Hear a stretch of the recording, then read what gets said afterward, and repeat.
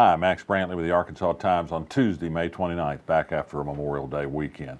Big news out of the U.S. Supreme Court today. The Supreme Court declined without comment to take an appeal from the 8th Circuit U.S. Court of Appeals on a new anti-abortion law that was passed in Arkansas in 2017. This is a law that says even for medicinal abortion, those where pills are taken the first few weeks of pregnancy, that an abortion clinic must have a doctor's hospital admitting privileges to be able to do the procedure to pass out the pills, even though women take the second pill at home and are not under a doctor's supervision at the time it happens. This means that that law will take effect as soon as the court's mandate reaches Arkansas. Planned Parenthood and Little Rock Family Planning, the two agencies that still provide abortions in the state, all three of those provide medicinal abortions, say they're going to go back to district court where this case still lodges and ask again for a temporary restraining order against the law, because a very similar law has been struck down by the U.S. Supreme Court in Texas.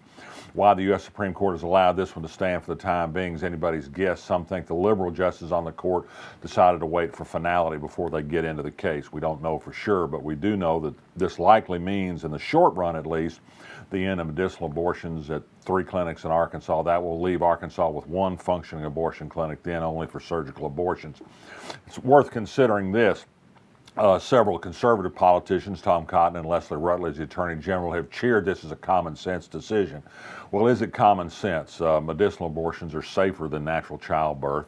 Only about 500 are done a year in Arkansas, then in the first 6 weeks of pregnancy when the fetus is about the size of a pea and not fully formed at all. It's a safe procedure.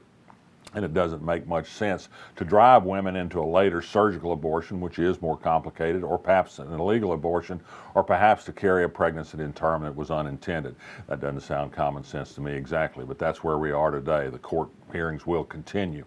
Some developments today in the issue of whether we're in a post-racial society or not. A extensive federal study was released today that shows that blacks in federal courts, and they studied 1 million cases, I think, get longer sentences than white defendants for the same crimes.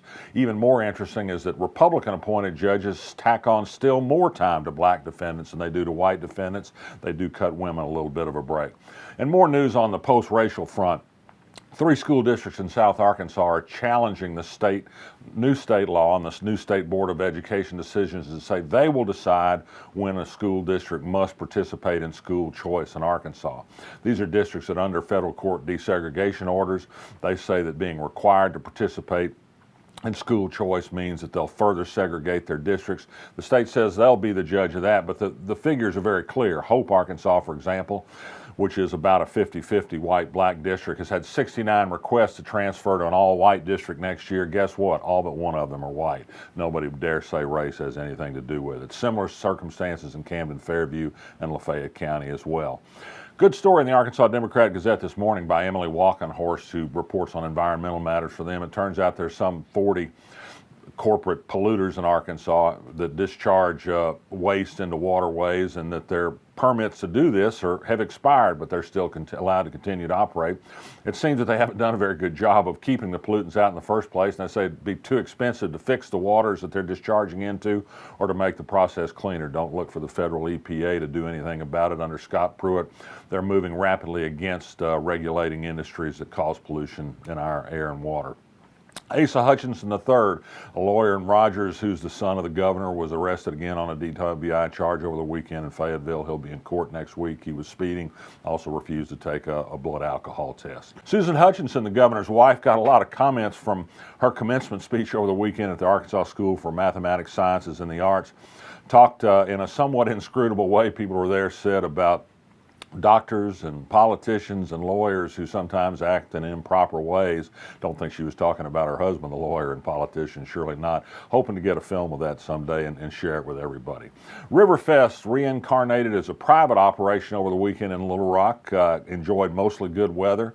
Everybody says the crowds were smaller than some years past. We're still waiting a report later this afternoon on whether or not that will be a profitable enterprise and will continue in the years ahead. There are plenty of things to resist, one certainly being the Trump administration's policy of separating children from parents when they try to enter the country seeking political asylum. He's trying to blame it on the Democratic Party, which is, frankly, just another one of those well lies. There's not any other way to put it. It's simply not true, and he knows it's not true. I think that meets the definition.